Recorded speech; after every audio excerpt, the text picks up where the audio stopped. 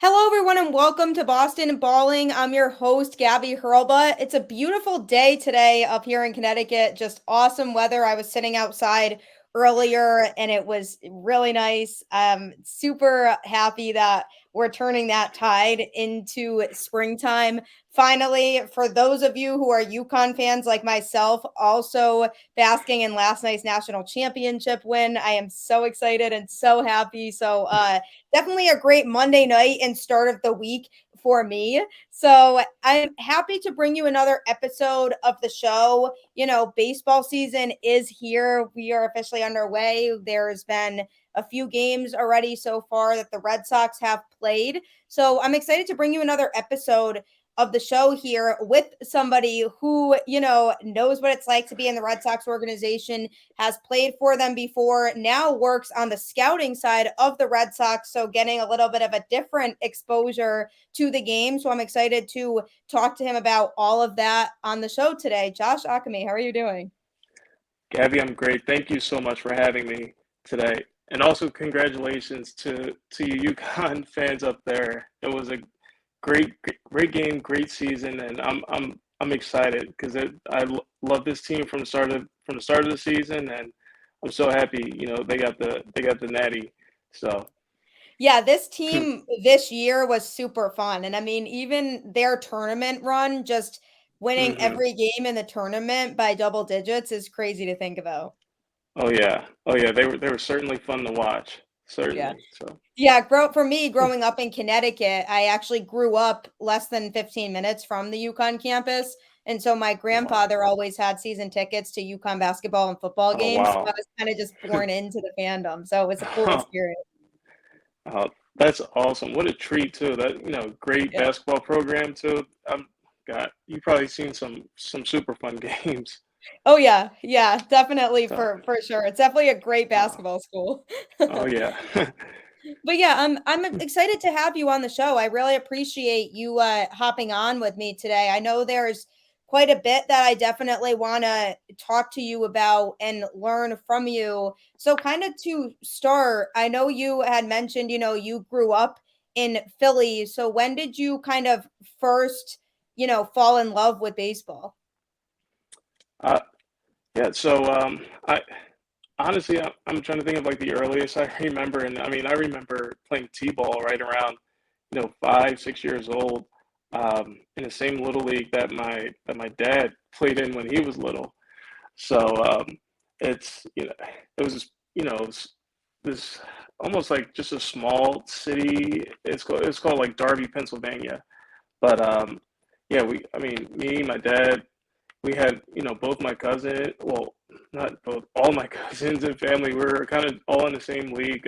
We would get together, play for fun, and that was I think that was the time I was like, hey, I like this game. But yeah, coming all the way up through, yeah, it goes back pretty far, but it's been fun every step of the way. Yeah, I'm sure it has. It's definitely one of those things that if you've been playing since, childhood and being able Mhm. to pursue that dream of yours must have been really cool. Yes, yes, absolutely. It was certainly you know one of the uh, more not favorable, but I want to say like yeah, favorable times of you know my life growing up, and even being surrounded with all the supporting family, friends, and coaches. They've made it so much more fun and enjoyable for me. Yeah, no, that's definitely super cool. And obviously, you know, with baseball, you constantly have to prove yourself at multiple levels to really get to where you want to be, with the sport. So obviously for you, there was probably a lot of work that goes into that, but I'm sure you had some players, major league players growing up that you watched that, you really looked up to. Like who were some of those players for you? Uh, yes. So I'm trying. I'm trying to really think. I mean, obviously, growing up as a Philly fan, we watched that great, 2007, 2008, 2009 team. But I mean, even earlier than that, I was always a really big fan of Big Poppy. I feel like whenever we had like the those Xbox like MVP games with Manny Ramirez on the front, he was also another favorite. I'd always watch and almost like admire growing up, just because the confidence those guys played with and that and how good they were. It was certainly a treat to watch and um, you know, kind of it put the idea in like a little kid like me. It's like, hey, I want to be that someday. Like I want to, do what they're doing. Yeah, no, and people like Big Poppy too, and just you look at his career and just Hmm. how good he really, really was for so long. Those are the types of players that you just associate with the game. And even just being a Red Sox fan for me, I mean, he is my favorite player, and he's just somebody who, you always will associate with the Red Sox. Oh, oh, for sure. And I mean, I'm trying to. Well, I'm trying to think. I don't think any city has a someone as you know popular and so tied to the city like Big Poppy. The energy he brings to this city, it's you know is one of a kind. So Yeah, he loves Boston. He's like a big Boston guy for sure. He yeah, he he loved playing here. yeah, yeah. He certainly made it known too. Um, just he how he embraces it and his speeches and all that and everything. God, he's such a treat.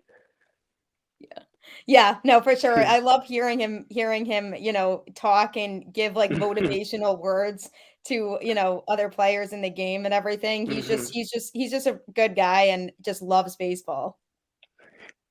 Yeah, for sure he Yeah, is. and it's cool to see him still involved, you know? Absolutely.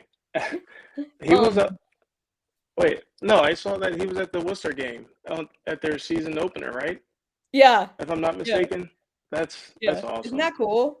Yes, that's See, that awesome. just shows how much he still is attached to Boston and Yes. baseball and wants to support, the Red Sox Hmm. organization. Yes, for sure. And I remember, being in spring training. I was in 2020, where he would always be, in the cages with us, and obviously, like he'd be working with, more of the starters and stuff on the team at that time. But he had no hesitation into coming over to, a guy like me who, you know, hasn't made it yet, and I'm trying. Oh my God, I'm sorry. Yeah, it's okay. But yeah, he had no hesitation to come over to help a guy like me, and young, trying to make a name for themselves. And in spring training, he was always looking out to help us and others. Yeah, that's fantastic. It's definitely cool to have players like that who, are willing to offer their advice and everything like that to other players who are trying to make it to where they are. And I feel like the Red Sox organization is really good with that too, that you have the veteran players who have the experience that are so willing to, help out some of the people who are on their way up and trying to get there, which I think is really cool.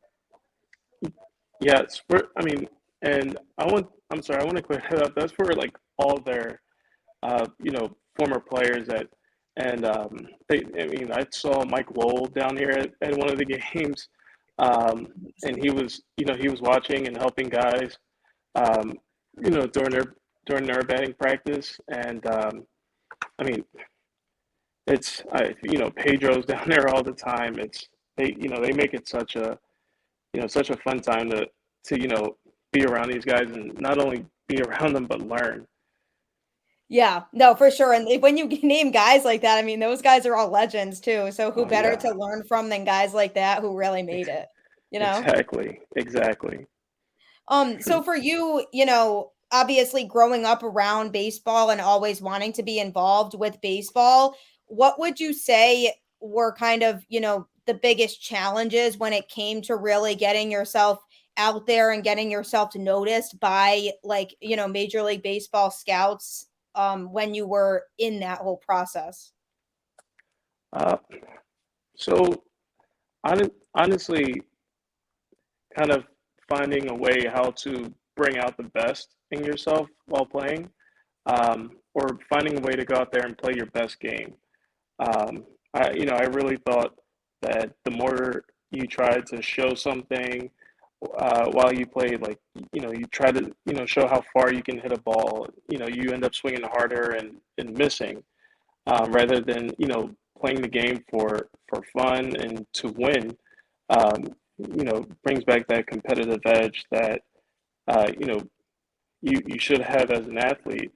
It kind of takes everything, the mental side out the game, and really allowed you to play.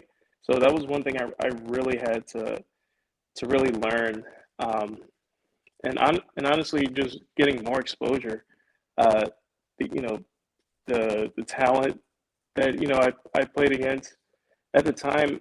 I mean, it was very scattered, but obviously, like the more like um, I guess like national tournaments you get into like that, you're around like better competition. So I mean, that was definitely a challenge, and trying to keep that consistent. Um, so that was, you know, a big challenge for me throughout high school. When I got to pro, it was more of the of my first point, trying to, just go out there and uh, you know take the mental side out the game, and kind of go out there and just compete. Yeah, and I feel like that's what makes baseball so unique from other sports too, is it's such a mental game in terms of, you go out there, you play so many games in a season, and there's so many levels you have to go through when you're at the professional level just to even get, up to as far as people really want to go, and I feel like Hmm. it's just such a unique game in that it can really easily get in somebody's head, I feel like, because you really have to be staying focused all the time, because if you get in your head too much, that's becomes so obvious to people. Like, I can tell if like, even when I'm watching a Red Sox game, if a player's maybe distracted or something, like, it becomes really evident. Yeah, yes, and and honestly, it's that was another point too. Whether if, a player was distracted, or something could be going on off the field, it's one of the uh, you know biggest things are that I feel like was most important was kind of be keeping stuff off the field, but allowing yourself to be yourself when you're at the field.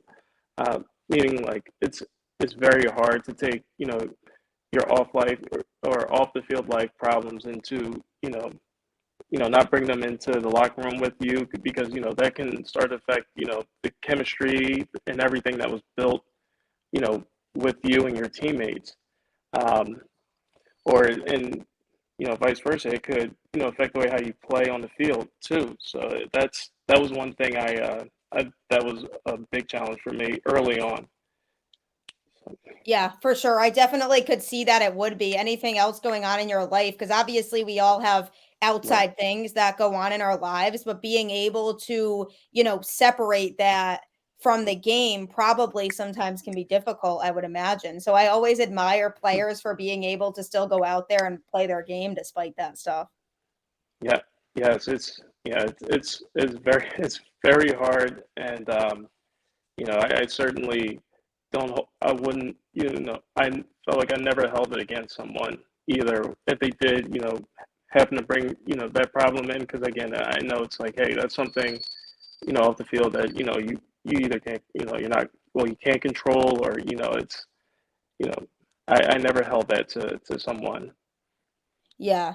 Yeah, and I know, speaking more on that, just about kind of, being able to separate those distractions or be able to mentally kind of stay focused on the game. I know obviously for you being a first baseman and playing in the infield, sometimes like I'll see infielders during a game like make an error or something, like a fielding error during a game. How hard is that kind of to just bounce back from that mid-game? Uh, it can be very hard, especially again if a younger, less mature person, like myself when I first got in, it was you made that play. Now you're thinking about, oh, like what does this coach think about me, and what's going to happen if I don't catch the next one, rather than kind of like you said, like thinking of your you know the just bringing back the competitive edge, saying like, hey, like I'm going to get this next one. Like my pitcher didn't deserve this. Like I'm going to get the next one for him. I'm going to make this up in some way.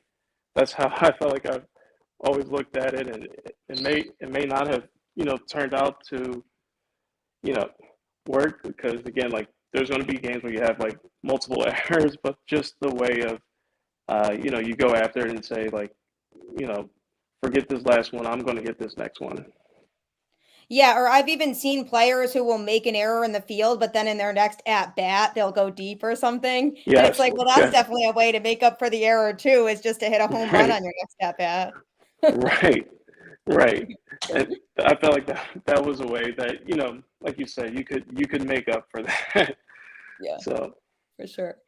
And sometimes I feel like with hitters, when they're at the plate, sometimes if the Red Sox are down by a run or something, for example, sometimes it feels like players will go up to the plate and be trying to hit a home run in their at bat. Do players typically approach their at bats like I have to go up here and hit this ball deep right now, or do they more approach it as like I just have to try to make contact with the ball and find a way to get on base?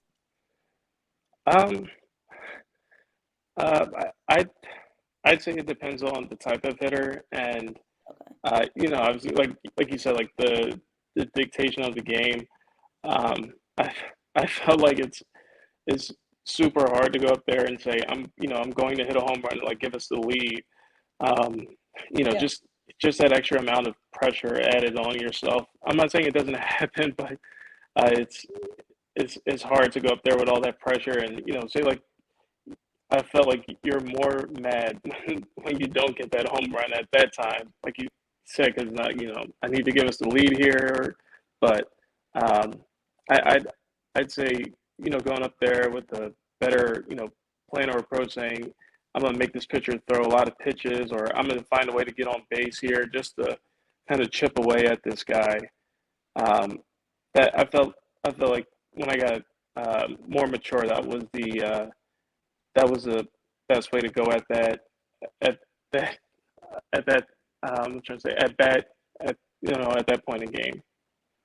Yeah, just being able to approach it like I need to just find a way to get on base or just make this guy work to, work his pitch count up just to, give my teammates after me too a chance to Right, help get this game, tied or give us the lead. right, Yeah, right. because I I'm sorry. no, it's okay. I was just gonna say that can probably be stressful sometimes to be the person hitting in a situation where it's really up to you. Like you're the last hitter who has a chance to maybe tie the game or give the team the lead if it's like the bottom of the ninth with two outs and you're up. Hmm. That's probably Yeah. stressful. Oh yeah. Oh yeah. Now, like you said, that situation, you're like, man, I gotta get a hit. I have to do this. Yeah. But I can't yeah. strike out here. Oh no, no. So I've always said it. I've always felt like those situations were so fun. Even just because like I've always said, well, I've always thought that like, you know, you being able to do something, especially in like the visiting side, like the visiting teams, like you know, place where like the crowd's going, they want their pitcher to get the strikeout, and you work a walk or get a hit. Like just hearing a crowd go, oh, just kind of like right after that. I've always thought that was such a good feeling, especially being on the visiting side, because you did your job, you got it to the next guy, or like you said, got the lead, and you took the pitcher and the crowd out of it now. Yeah. So Yeah. But that's probably a cool feeling too, knowing like I just did what I had to do and now it's up to my teammate who's up to bat now. yes, yes. Yeah, that's awesome. And something else I've always really just kind of been curious about is what the process actually looks like when you get drafted. So how do you get notified, first of all, that you're getting drafted? And then also, like, after you get drafted, how soon is it before they kind of, send you somewhere to start training with the team? Yeah. Uh, yeah. So um, I'm thinking back to my draft date. I had an advisor at the time, and we've been in we a couple days before we were in contact with some teams, and they he kind of got the rundown from them and saying like, hey, if we get this guy at here, we'll get him, or and just everything was always subject to change. But I think it was that day. Um, I got a I got a text from my agent like a minute before I got picked, and he said, "Hey, like, don't be surprised if the Red Sox take you here in this Wow. pick."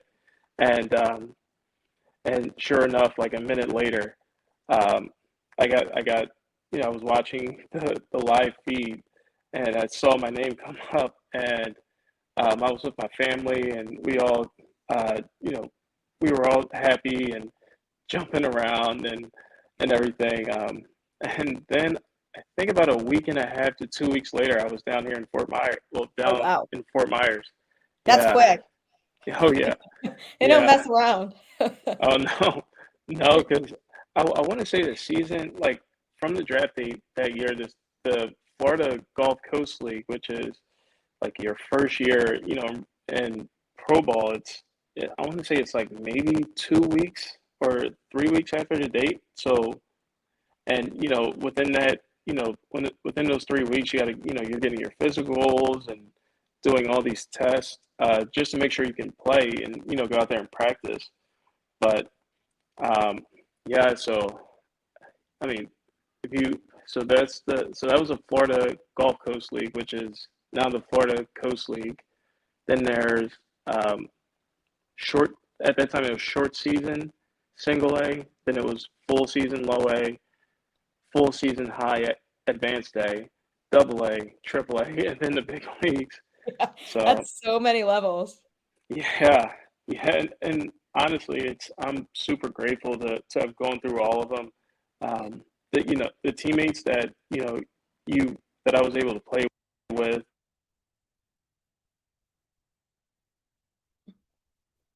Uh-oh, I think I lost you.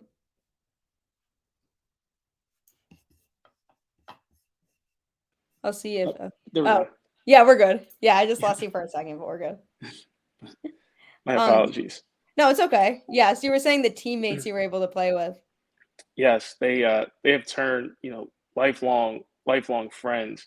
I'm actually getting married in January of next year. Oh, So congratulations.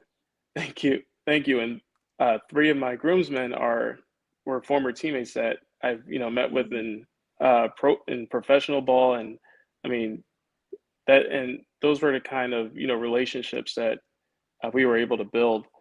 Um, and and yeah, on I'm sorry, but so what was I talking about? The friendship and the coaches that I was able to have, they and coordinators, they were all super helpful for me to get the best out of myself and really develop as a professional. Yeah, I'm sure. Yeah, it's and I feel like that mentorship from the coaches is probably Hmm. huge too, and being able to just get different input from different people on how you could improve your game. Yeah, absolutely, absolutely. Honest, I feel like I can say this now. My favorite hitting coach um, was our AAA coach Rich Gedman in Worcester. Um, I felt like I think I first met Get we call him Getty. Feel like I first met him when I think I was 2014 when I was in Instructs my first year, and just the conversations I remember we would have. It was almost like we spoke the same like lingo, like instantly, and I felt like every spring training and Instructs and um, any time I could get a chance to work with them, uh, I definitely made sure to go in there and pick up some tips or. I mean, played he played a long time, and he was on that was it 86 Red Sox World Series team. So I was like, this guy's seen a lot. He's very well knowledge. Um, I, I would love to just pick his brain for, you know, however much time I had with him. Yeah, that's cool when you have people like that that you can look back on and say, Mhm. this person really helped shape my career and really helped me grow as an athlete. Yes, yes, for sure, absolutely. That's super cool though. Yeah, I've always just kind of been curious how the process works after you get drafted and kind of what happens from there. But that definitely does make sense that it's just really quick like that. Pretty much Yeah, immediate. yeah, yeah, and I mean, honestly, I'm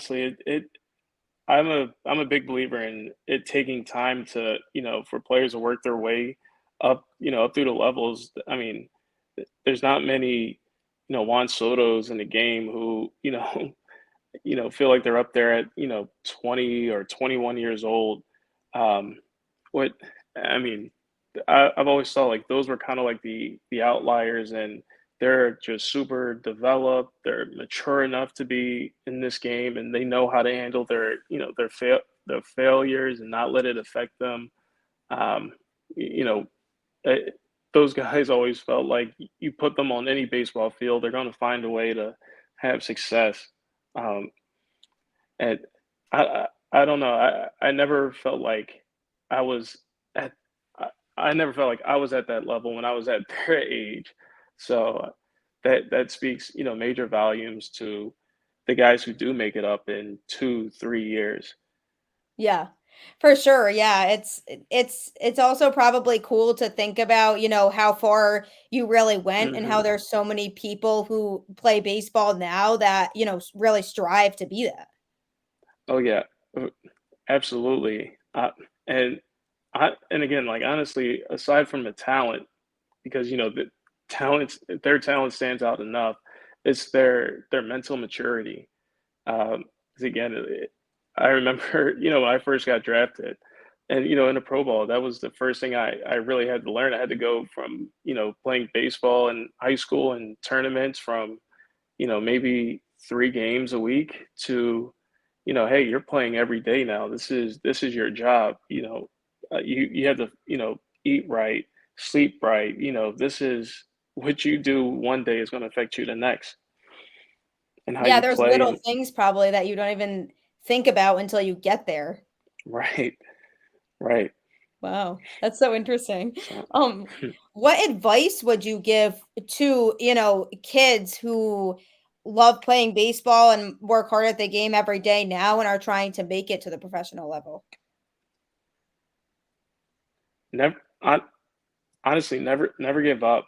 Uh, you never know how good you're going to be, and um, just because someone tells you that you you can't do this, or don't do you can't do this, like you're not, don't let that stop you from doing your dream, chasing your dream. It's you you work really hard for this. Don't let anyone tell you that this isn't for you or anything. Give it your all. That's great. That's really, really great advice. Yeah, because obviously I'm sure there's plenty of kids who are in high school now that are like, I want to make it to that level one day. Yeah, yeah, and again, like all of us have been in that position, and that was our that was the thing that I'd say was most common in all of us. We didn't stop. When we did fail, or things weren't going right, we found a way to make it, you know, right again through coaches and um, you know I mean, even our own homework, I felt like we did. I remember being in slumps looking on like YouTube, YouTube videos on like hitting tactics just to, you know, think of like maybe like a different way to figure this out. But it eventually comes right back around. So yeah, it's just find a way to really make things happen, and never stop. Just keep going. Don't give up. Yeah, it's funny. Yeah, YouTube really does have answers for everything too. YouTube's a lifesaver for me sometimes.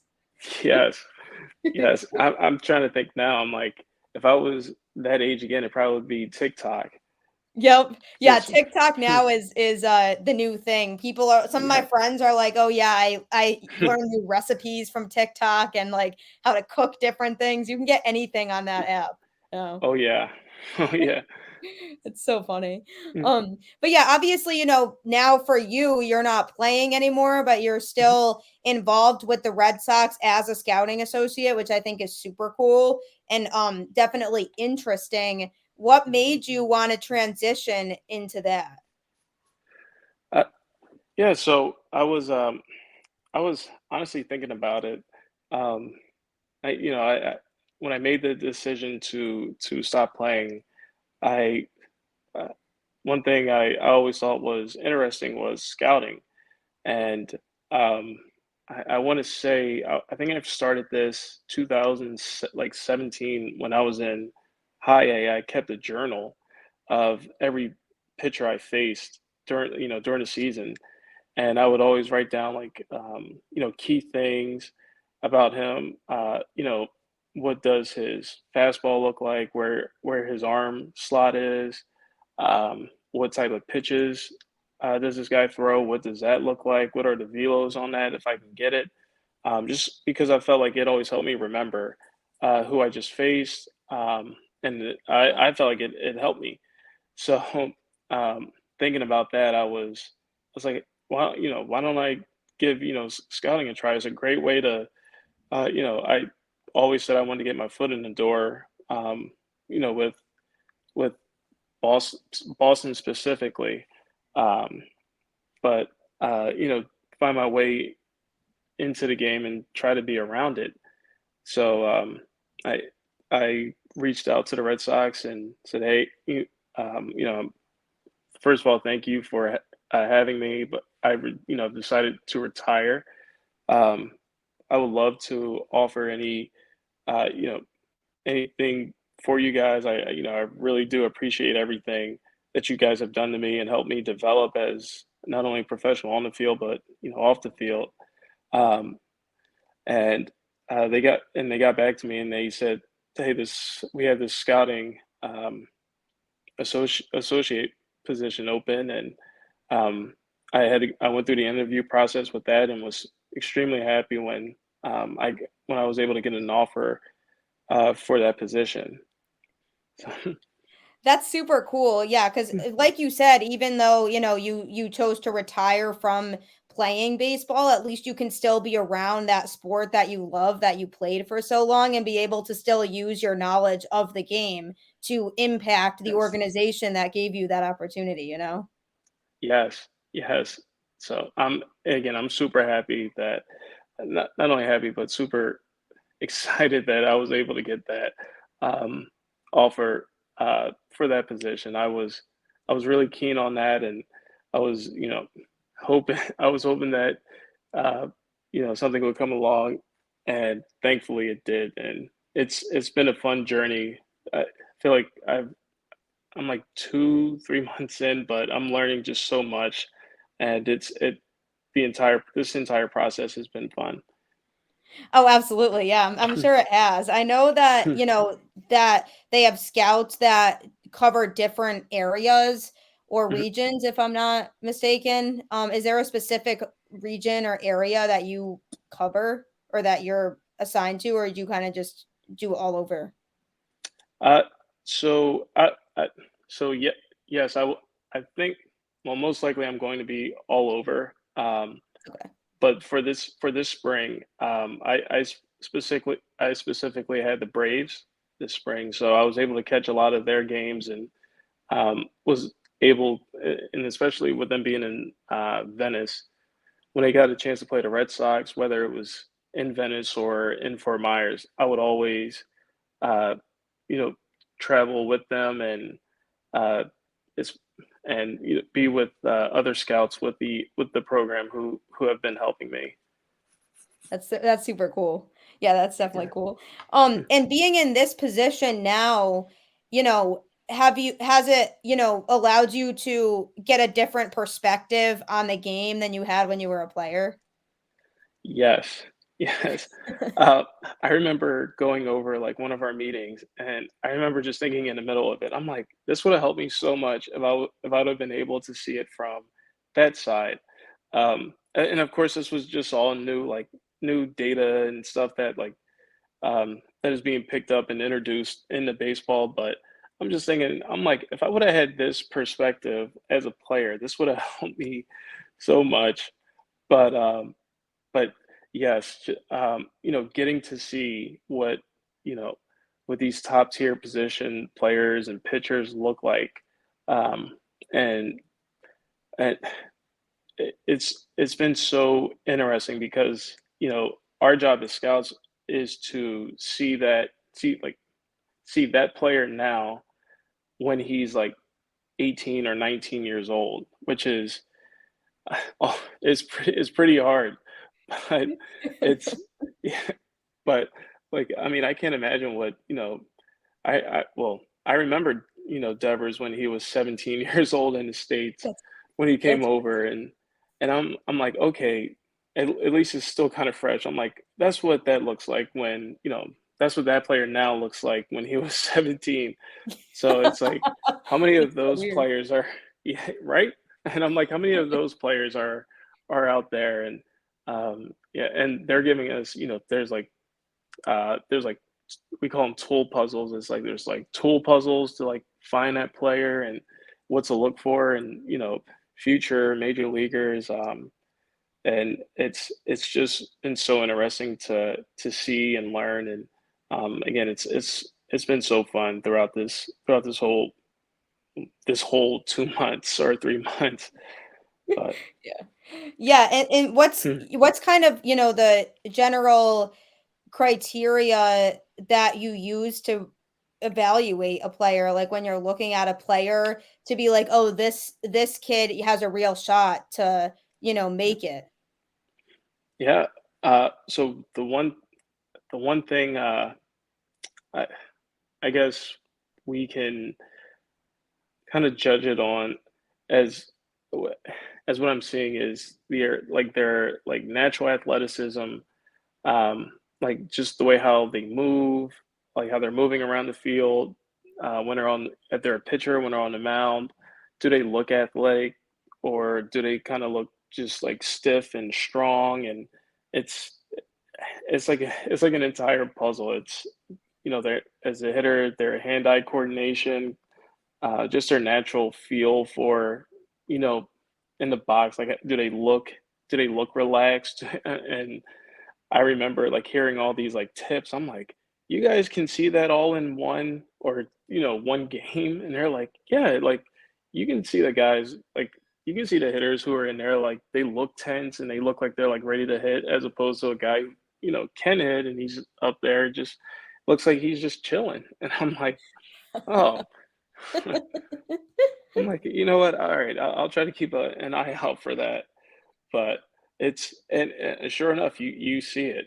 But um, yeah, pitchers, how's their body look? Do they have good arm speed as opposed to just like their velocity? If they they got a quick arm and they're pretty flexible and athletic and they're young, it's like okay, like I can't imagine how much harder this guy is going to be throwing when he is older and does put more weight on.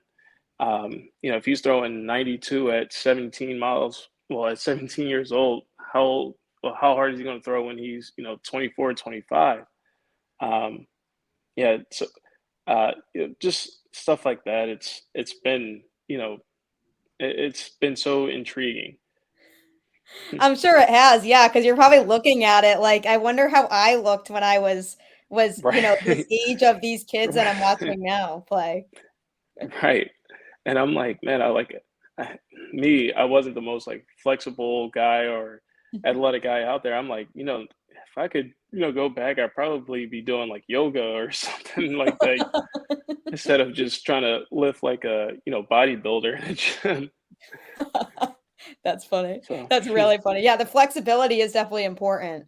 yes, yes. And I didn't, so that was another thing I didn't learn till I was around like 22 or 23, like when I started, well, yeah, 21, 22, and 23 until I started having, like one of my better years. I was, trying to stay athletic, which was, the yoga and, um, you know, making sure like, hey, like I am doing these right agility drills and, in the off season just to make me a better athlete. So, Yeah, for sure. Yeah, because mhm, that's always what it's about, right? Doing what you can yes, to make yourself better as an athlete. yes. Is So. there a certain time of a year that's, gonna typically be busiest for you with scouting, or is it really more of a year-round thing? Uh, yeah, so it is a year-round thing. Um, like our schedule is like I have a couple friends who I played with who are scouts now, and they would get a call to go to the Dominican or go to Jupiter to watch guys throw and watch guys play. Um, throughout the off season, especially in the Dominican you know for that Dominican Winter League down there. Um, but it's typically not that busy around that time. It's more, from what I've heard, is spring training and closer to the trade deadline, just to make sure they have everything checked off. Whether that be players that they had to see, players that the team may be thinking of trading for. It's just to make sure their boxes are checked. Yeah, because that's obviously when it gets closer to the trade deadline, the Red Sox are probably like, here's a list of what our needs are that we need to address Hmm. at this trade deadline. And it's about, where do we have pieces that we can kind of, utilize to help fill those Right. roles or even use as trade pieces. And if you don't have the depth, obviously, in your system, then it's hard to make those trades that can help improve your team too. Uh, Yeah. absolutely. Absolutely. Yeah, that makes sense. Yeah, that's probably, cool because you're probably gonna get to travel a lot in this job too and just go to a lot of different places. Yes, yes, I'm super excited. Um, I remember the one thing, uh, well, scouts were telling me they were like, "Hey, do you have like a Hilton Honors card or a Marriott card or like a like to get points and stuff?" And I was like, "No," like, and they're like, "Well, you should get one." So Really? Yeah. yeah, Okay. yeah. Because it's gonna be just yeah, you're gonna be, doing a lot of hotel stays and staying in a lot of places. Yes, yes, and like you said, with the traveling, and they're like, "Hey, you should probably get like a rental car one too, like a rental car like membership too." He's like, "Just it's like trust me, like the points and stuff, they'll add up, and you don't want to miss anything." Yeah. So, I mean, it's smart. hmm, right, right, It's really smart to be accumulating those points if you're gonna be staying a lot of places. right, right, and of course, they were the scouts who were who have been scouts for 10, 15 years. They know the ins and outs, and I really do appreciate them passing on just, they passing on tips to, new, newer scouts like me. They've been super, super helpful, and they call in to check on me, and um, we talk through some, stuff, uh, and I feel like at the end of each call, I feel like, man, like that really helped me as a scout. So I've been super grateful to have them. Yeah, that's great too that you know other people who do that, so they can kinda Mhm. help teach you some things that they've used as, strategies to be able to, perform well in that position and find really good talent. Yes, yes, and they've said they were like, "Hey, like, don't feel bad when you're wrong on a player because you are going to be wrong on a player. It's impossible to get every player right." Um, Yeah. but he's like, you know, as long as you get those guys or the right guys right, um, and or at least close enough to saying, hey, like this guy is going to be a good player. He goes, you you'll never be 100% right, but as long as you're in close enough to the point, you've done your job.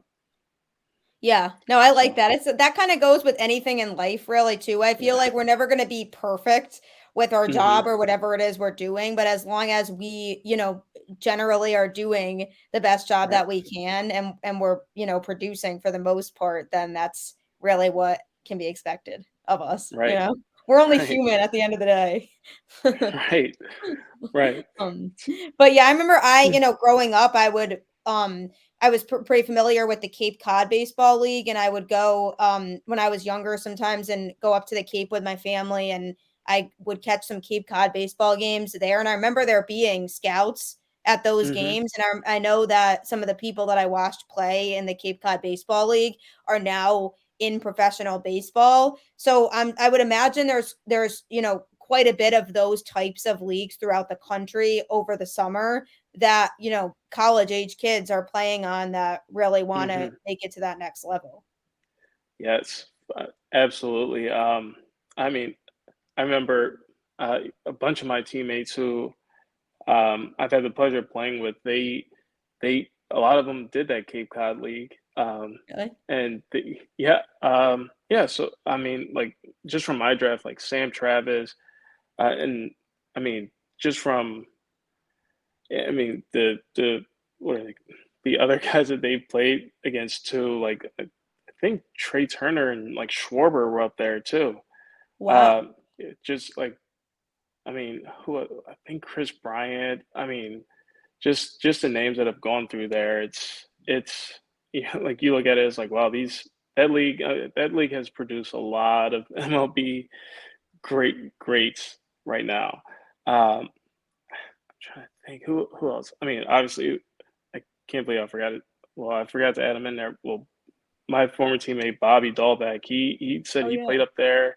Um, yeah, there's a lot of good players who go there and spend their summertime playing up there, and they all loved it too. Yeah, the Cape So is definitely not a bad place to be for the summer either. yeah, yeah, yeah. I I wonder if they'd ever send you there to watch some of those games and scout some players. I would love to because it just hit me. I've never been to the Cape for the summer Really? or not. So I've never been there in the summer. I've never been in there in general. Um, but yeah, everybody says like you have to go. You got to go up there for the summertime. It's beautiful, It and is. I'm like, I would love to. I mean, hey, this may be my first free summer, so maybe if I get some time, I'll definitely go up there and check it out.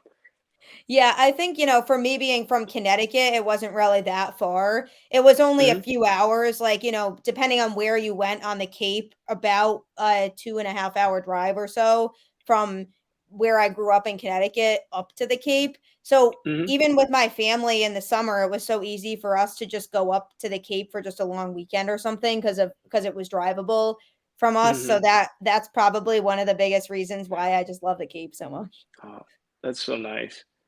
That's so nice. And I mean, me being from Philly, our closest beach was an hour and a half, but it would take 2.5 hours to get there, and it'd be crowded. And seeing these other beaches now, I'm just like, wow, that beach was that beach that everyone went to from Philly. It's like I probably wouldn't be going back there again.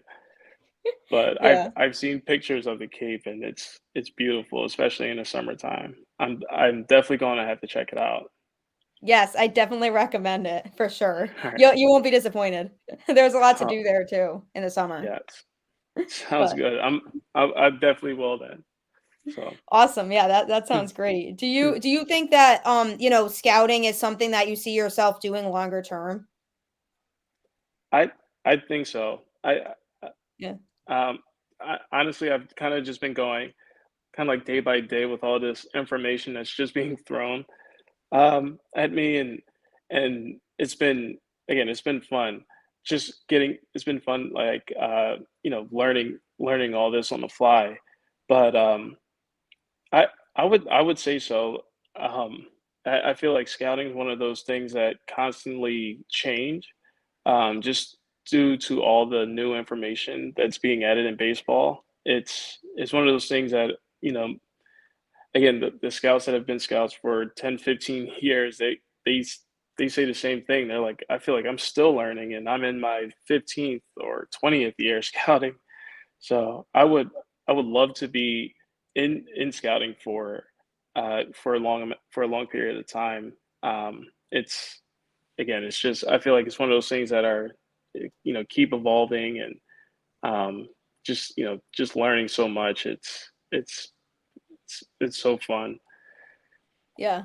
No, for sure. Hmm. I'm sure it's definitely, you know, gonna be exciting for years to come, and just, and also, like, the number of people that you'll come across and, get to interact with being in something like that too. Just the longer that you're in it, just all the connections that you'll make doing it too. Yes, it's it's funny. The one I remember when I had Atlanta this year for spring. Um, he uh, One of the scouts say, "Hey, make sure you introduce yourself. You never know who's sitting next to you or in the stands with you." Um, so, and of course, the first day I go there, I met the director of baseball operations is sitting right there next to me, and Oh, wow. introduced myself, and I said, and I was like, wow, like they really weren't lying. You never know who's next to you. That's a cool So, story. That's a yeah, really cool story. yeah, and I mean, and I'm trying to think. Well, I was, it was in the major league stadium. I was at the Braves place, and I'm meeting the baseball ops, president director of baseball ops, and I like look out, and Chipper Jones is out there helping the guys. I'm like, what? Like Wow. it's so yeah, it's. I mean, you never know who's going to be in the stadium that day, and I'm like, wow, these are some pretty important people that are just right here. So I should definitely, like he said, just introduce yourself and talk to them and just you know make make a good impression. Yes, you definitely wanna make a good impression on people like that, for sure. Hmm. Those connections can get people far. Oh yeah, oh yeah. It's a, and that was another thing too. You never know where guys will end up. Guys have started in scouting and end up being director of baseball ops, or starting scouting and being somewhere in an organization with a team, and Oh, wow. um, that's I that was another thing that kind of drew me to scouting was um, seeing like where guys started, and it kind of seemed like they all started in like the scouting department, whether that be associate full time or somewhere else in like the analytical department of scouting. It's it's very broad, and but I mean just the things that you're able to take from it year by year and experience by experience is super helpful. Yeah, I'm sure it definitely is, and I'm sure it'll be a great experience for however long you are in it, and it'll, who knows where that path will take you down the road, ending up in, another position within the organization. So it's definitely a great place for you to be. Right. Yeah, I'm looking forward to wherever this takes me, but uh for for right now I it's like, hey, let's develop as let's develop as a scout, and let's let's learn, and you know you know put myself in the best position to be the best scout I have that I could be. So Yeah, it's definitely. That's mhm, that's definitely a good mindset to have. right, right. Well, Josh, I really, really appreciate you hopping on here with me. This was awesome. No, Gabby, thank you so much for having me. My apologies for earlier with my dog. Oh, no, it's She she's okay. a she's a beagle, and I knew, I'm like, she's gonna howl. She's gonna howl at some point. Aw, So that beagles uh, are cute dogs, though. yeah, she is. They're sassy, but That's they funny. got that sassy personality. Um, Aw, but that's no, cute. thank you so much for having me. It was a pleasure to talk to you and connect and share my experience. Thank you so much. Yeah, absolutely. I really appreciate you taking the time to do that as well. And I hope everyone enjoyed it. Thanks for tuning into the show. As always, I appreciate all of you. Happy spring, happy baseball season. Go Red Sox, and I will talk to you That all sucks. next time. Bye, everybody. Go